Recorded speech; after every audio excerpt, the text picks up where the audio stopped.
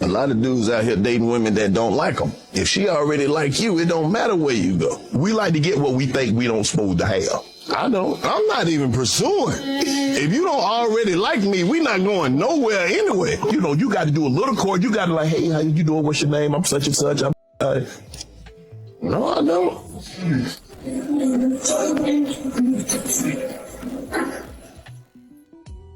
When people are asking where are all the single, good women out there, they're in their home, of course. You're never going to find us because we're at home hiding. Duh. Do you think you're going to find us in bars? No. Do you think that you're going to find us in clubs? No. We're at home, watching TV, reading a book. Maybe we're probably a little bit of a homebody or just traveling the world. What are your thoughts?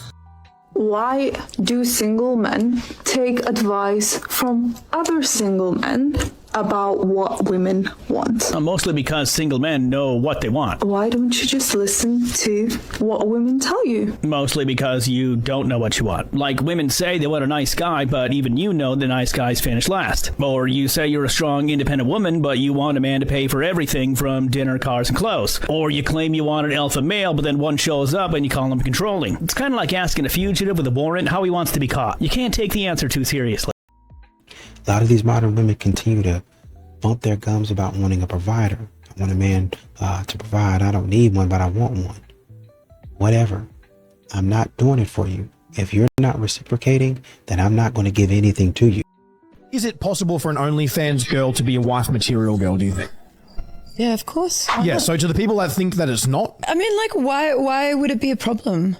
They're not going out and people... No. And if anything, like they're probably more self-sufficient, that they're not going out there chasing men for money. They're probably more genuine people. I think at the end of the day, if you have something against it, don't go for an OnlyFans girl. If you are a male and you are watching this, if you are seeing a girl, you start liking a girl and she does OnlyFans when you first met her, you have no right to tell her she has to stop doing it. You can't come into someone's life telling them they can't do it. What's going on, fellas? Don't forget to like and subscribe to the channel. Leave a comment down below. Let's get back to the video. Every girl loves to get a compliment, but we hate because all the men just give the compliment because they want to try to ask for your number. And we hate that and we feel that. So just give the compliment. She's gonna be a bit sketchy, but that once you notice it was just a compliment, you can just say like, hi, I'm sorry, I just wanted to say like you look amazing. And you see there is no intention on it, like the guy doesn't want to push anything. Actually she's gonna look at it, thank you. And then she's gonna feel good and you're gonna feel good. And like, unfortunately, the guy never does the move. You know, what modern women have to understand is that men don't hate you. It's just when they weigh the two and you have peace on one hand and toxicity on another hand, which one do you think that most men are going to choose? Probably No woman is single in her 30s for any reason other than she values and loves herself, because she could easily not be single if she were willing to settle. Framing being single as that's because I value myself, that's because I 100%. love myself. I could go out there and just find somebody. Like, there's a lot of people out there to choose from, and many people do choose to settle. It's very easy to find someone. Like, if you have no standards and you are happy with anything and you will put up with anything. With heterosexual relationships, men are not the competition for each other when they are dating a woman. It's they're competing against a woman's solitude. So almost the more comfortable you get with your solitude, the more of a high quality partner you'll get. Oh, yeah. Because you won't be settling in that way. Exactly. Is chivalry? What happened to all the chivalrous men? Ladies, always asking, where has the chivalry gone? I'll tell you where it's gone. That's where it's gone. You see, a lot of men are getting tired of opening doors and not hearing a thank you, letting a lot of our comments go unliked and unreplied to, all of a sudden skip out and disappear in the middle of the dinner date. And of course, we pay for the bill, forcing us to eat our food and yours too, not because we're hungry, but because we paid for it. My best advice, fellas, do it from the heart. Do it with class, but do it not because you want her to like you, do it because you want to do it. And ladies, if he's not being chivalrous enough, you straight up let him know, hey, I need you to open up some doors and show up with some roses to my front door every once in a while. Yeah, heard me now. Modern women are going to have to learn that when you walk into a singles event and there's a room that's half empty, oh man, all of the women's tickets are sold. room half empty, a room full of women and no men, that's a sign that men have actually checked out and they don't want anything to do with you on any. I think the reason why black men date outside of their race is because they want to be loved and catered to. And imagine coming from a household where they have a toxic mother and then they date a black woman who's a toxic black woman who reminds them of their mother. I wouldn't want that. I'm dating outside of that. I want to be better than that. Does that make sense? And not to attack y'all, but you guys don't listen to understand. You listen to argue. You listen to pick. You guys are not open-minded all the time. And not all of you ladies, not all of you, but a lot of you, especially on this app, I've noticed, you attack a lot of people. You even attack me over something I'm saying, and it's my opinion, and you belittle me. So imagine what you do to men. I don't think that men do it on purpose, but I think men like that catering and that sweet. And a lot of women will sit there and listen. Yes, not every race is going to understand his struggles. And yes, you should not be giving your love to every man, but this is not right. There are men today who are quiet because the woman believes she's wise in the union. Yes. And they look at the woman and they say, oh, so you are wise. They keep quiet. They watch the wife burn herself. There are women today who are 6 feet under because of car accidents. When the wives told them, when the husband told them, let's go service the car, you don't know what you're talking about. These tires are not proper. They need to be worked on. Yeah, you don't know what you're talking about. My friend at work said the tires are fine. You know, so there are women today who would not have been 6 feet under if they respected the knowledge of the husband. But there are women who prefer the knowledge of another man over their own husbands. Let me tell you, the most powerful way of checking if a woman is submitted to you. Okay. How much she obeys what you say. A lot of these men try to be gentlemen. They try to open the door. They try to be chivalrous. They try to be generous. But modern women don't really appreciate a man like that. And they want a man to wait around until they grow or develop an appreciation for him. But that doesn't really make a lot of sense to men at all. So, for example, if my partner is in a very heated moment, let's say she's in her masculine right now, all right, she's getting rough. Well, meeting her with more masculine is probably going to only make things worse. Yeah. This is the time for me to be compassionate, go to her, hold her, calm her down, bring her peace in that moment. You see, because we need to balance each other out. Same thing on the flip side. If I'm all heated and I'm extra passionate, and then my woman now comes with that same energy, that's it. Now we're butting heads. This is her moment to say no. Let me now be the one to soften the moment up, bring that sweetness in there, and everybody calms down. So it's learning how to feed off of each other and recognize, okay, they're over here. Let me bring it back over here. And now we can work from that point and we're both good. I think in this day and age, the whole dynamic of approaching has changed. You know, it used to be you can just walk up to somebody and even if they rejected you, that was the end of it, right?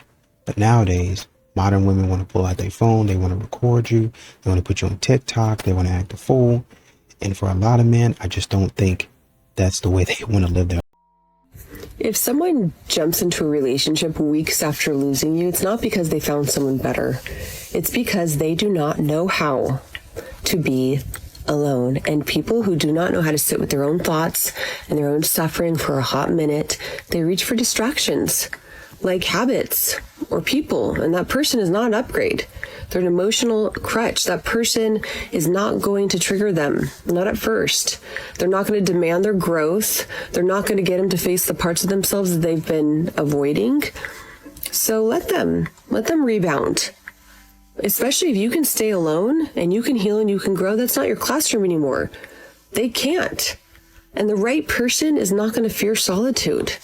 They're going to master it. They're not going to date out of boredom. They're not going to run from growth. They're going to crave it. So let me know what you think in the comments. Bonjour, friends. Bonjour, bonjour. Cynthia here. Say hello, honey. Hello, honey. My love, I have a question for you today. A lot of the people, well, not a lot, a few people come on our posts saying that our content is staged. Is our content staged? The only stage we're on is the one that's leaving town. What? What are you talking about? Oh, you mean the stagecoach? There you go. Honey, they have the nerve to say that our videos of us frolicking when we're going to dinner and our family activities and me walking, that they're staged. How can they be staged? Why are they saying this? Because I'm so funny? Because they're jealous? I don't know. You don't want that is they're jealous? One of the things that men have a problem with when women talk about the man being emotionally vulnerable is the fact that a lot of times you're not emotionally disciplined enough to handle what I'm telling you. So later on, you're going to start bumping your gums and tell everybody my business. And then I'm going to have a problem with them because they're going to be trying to be all up in my business. Where are the men who would wake up just so they could be the man who wakes up next to you? Well, I'm sorry to have to break it to you, but those men, they've already woken up and they've left. Because you see, men have now realized there's no real benefit to waking up next to you. We've seen that while you demand things from us, you offer little to nothing in return. At least not anything we can't already get without involving ourselves in a relationship with you. And on top of that, for decades now, y'all told us you didn't want us. Y'all told us you didn't need us.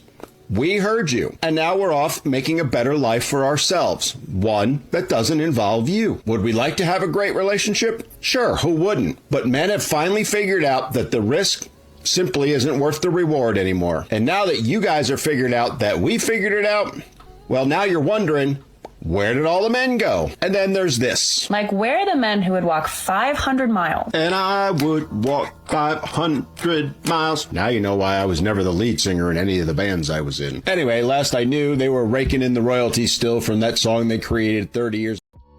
A lot of these modern women like to holler how independent they are. But if that man makes $120K a year, you make $65K, all of a sudden I'm not independent no more. Oh, equality, it's not equal anymore. That's not fair. You got to pay all the bills because you make more than me. And I'll contribute, I'll put in here and there, but I'm not going to be paying the bills because it's just not fair to me. This is all behind a bunch of down low, disgusting, despicable men who don't want to just go live in their truth and be the down low, attracted to. First things first, she is really fighting to get those words out there, which tells me that the gears must not be turning that quickly up here. But moving on, ladies, you have to stop calling men just because they don't like you and they don't treat you correctly. You think that just because a man doesn't treat you correctly, that all of a sudden he must be, because he treats his friends better than me. A lot of the ladies treat your friends better than you treat that man that you're sleeping with. So we could say the same thing for both sides, but either way, this was very homophobic and rude, because not you calling it despicable, disgusting to possibly be attracted to the same sex. Hello? And on top of that, putting in quotations, men, as if the possibility of them being makes them no longer men. I'm going to need some of you ladies to start living in your truth and stop making male-centered content and instead just go date women. Because obviously you can't stand men, and it sounds like they can't stand you too, babe.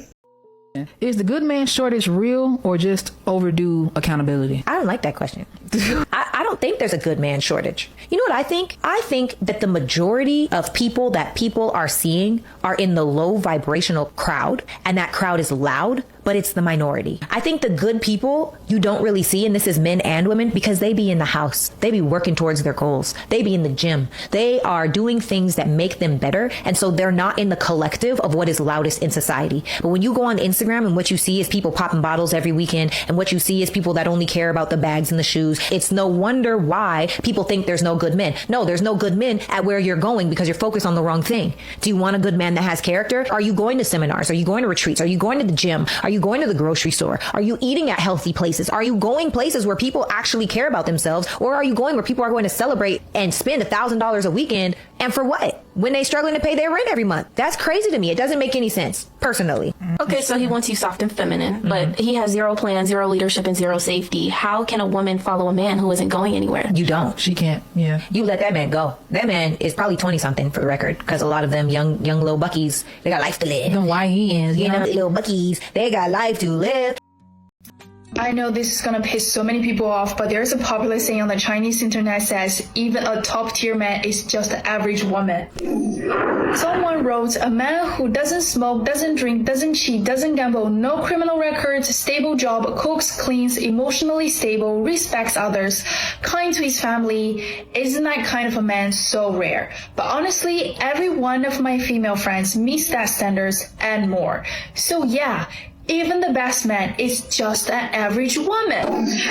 Oh my gosh, Shakespeare could never. And it really makes me think of the double standard that society has for men and women, especially when it comes to parenting and marriage. If a man cooks for his wife, takes care of the kids, does the housework, I guarantee 95% of the comment section is gonna say, oh my god, you're such an amazing dad, husband material, best dad ever. I'm sure as a woman, I applaud guys like this. We love seeing guys being nurturing, being involved, we love more of that. But let's be real, isn't that just a mom's regular everyday life? When moms do it, it's never appreciated, it's expected. But when guys do it, it's suddenly you're the best dad of the year. And we see this happens a lot. A woman needs to work twice as hard as a man to get the same position, and a guy can just does the bare minimum and still get praised. So what we need as a society is to raise the standards and stop letting ones get away with bare minimum.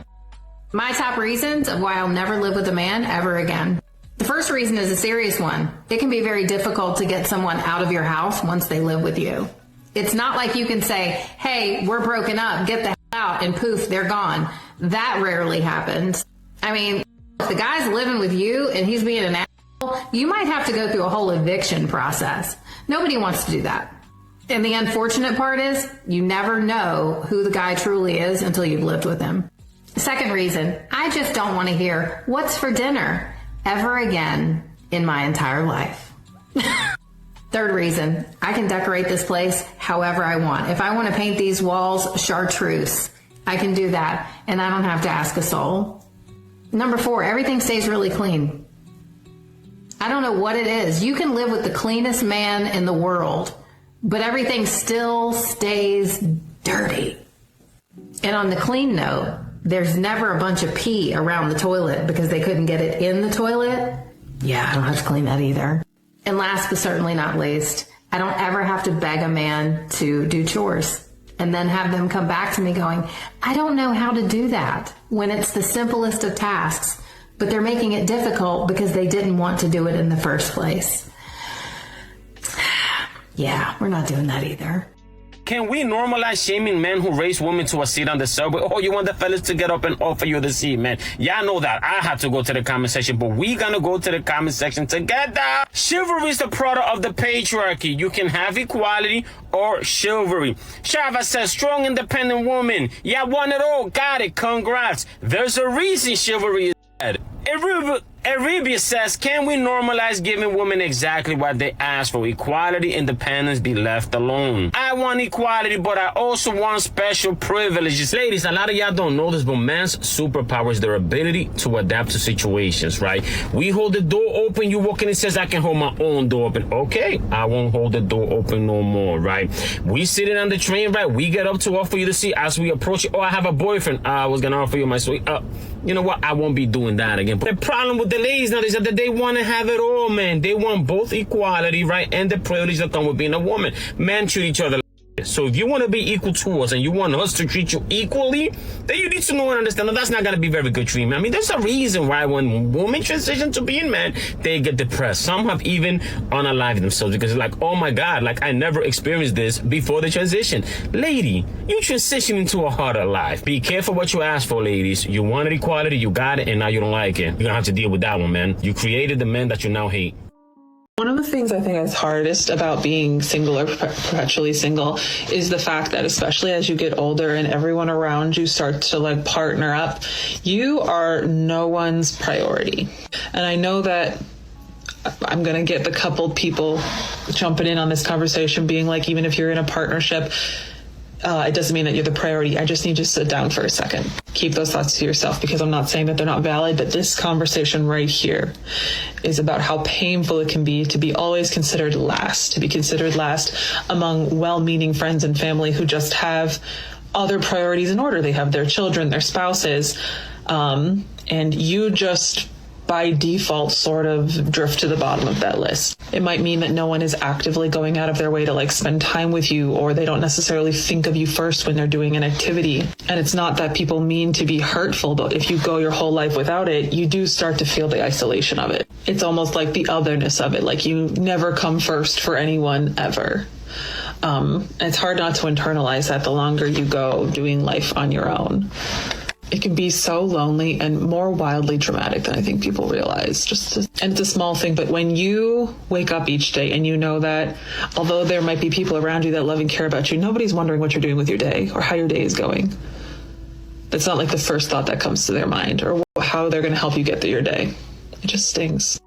Do not marry someone that cannot give you the lifestyle that realistically you want. Especially if you want to have children, really think about the kind of life you want to give your children. If you marry a guy that cannot keep a job or really can't afford for you to ever stay home, why would you have children with that man? Because you might be thinking, oh, but I can earn money too. I am an attorney. I understand your thought process. Once you have children or get pregnant, you will realize pregnancy is so unpredictable. Birth is so unpredictable. Postpartum is so unpredictable. You can have very complicated medical issues that occur during those times. You want to be with someone that can provide during that time. And also, how insane that a man cannot keep a job and provide a decent lifestyle, but you're birthing his children. That is very difficult. And a lot of women are like, but I already love him. And they get in their emotions. And then you might be thinking, oh, but that's not romantic.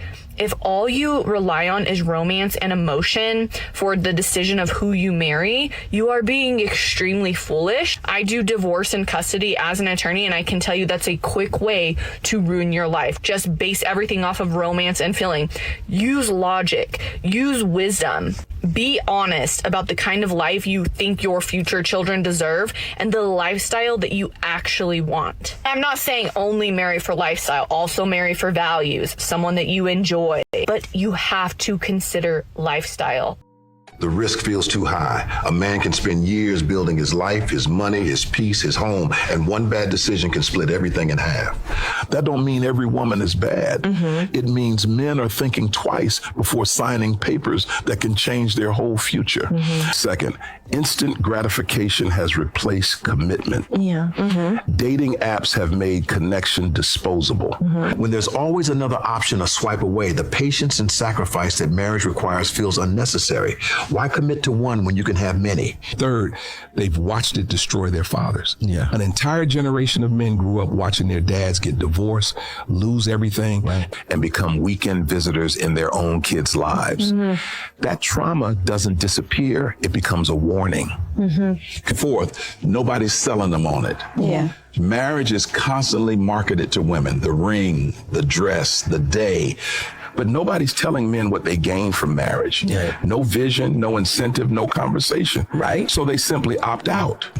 And finally, this one is the last one. It's hard to find a respectable woman nowadays. The world rewards attention over values, so a man has to search harder to find someone real. You see, most men don't mind building. But they won't gamble on a woman they can't fully trust. Yo, it's your favorite AI uncle here. If you want to learn how to create and monetize an AI influencer just like this, click the link in my bio. Lessons I learned about men and relationships from my 5 older brothers. Growing up with 5 older brothers, I learned a hard truth about how men really feel about the easy woman. My brothers didn't fall in love with the pick-me girl. They used her.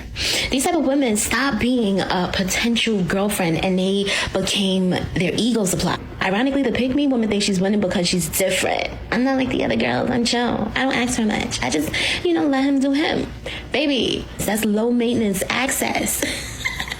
So I witnessed these women literally working in the wifey role they'd never get hired for. From what I've seen, pick-me's never ended up as the main girl. My brothers used to joke that a pick-me, or chicken head as they would call them, or bird, as they would refer to them in the 90s, was the best investment. Low effort, high reward. No standards, no pressure, no consequences. She'll help him hide his behavior, then attack other women to get his approval, thinking it makes her the special one when it's only a matter of time that she was going to get traded. Now, my brothers didn't come out of the womb as the gentlemen that they are today. So sadly, my brothers never respected the pick me. They kept her around because she made bad behavior easy. She was tolerated because she was convenient. Literally a woman auditioning for a commitment while accepting a situationship. And all that meant was that she'll stay no matter what. These type of women weren't different. They were just compliant. And psychologically, a lot of pick-me behavior is trauma-based performance. These type of women over-accommodate, over-agree, over-give, over-prove. Because deep down, they think being easy to love will stop people from leaving. But men don't usually commit harder when standards disappear. They get comfortable. And comfort without accountability creates disrespect. My brother would say, the harder she tries to prove she's different, the less you have to do. Send it to your bestie who needs to finally pick herself. A lot of these modern women, they get mad. It really honestly and truly, it's all about them. They like to weaponize therapy against you. Oh, he forgot to ask me about my meeting. He's emotionally abusive. He's emotionally abusive. It's stupid. It's stupid stuff. But when a man has something that's actually legit going on, you're being a baby. I don't care. I don't care to listen to that.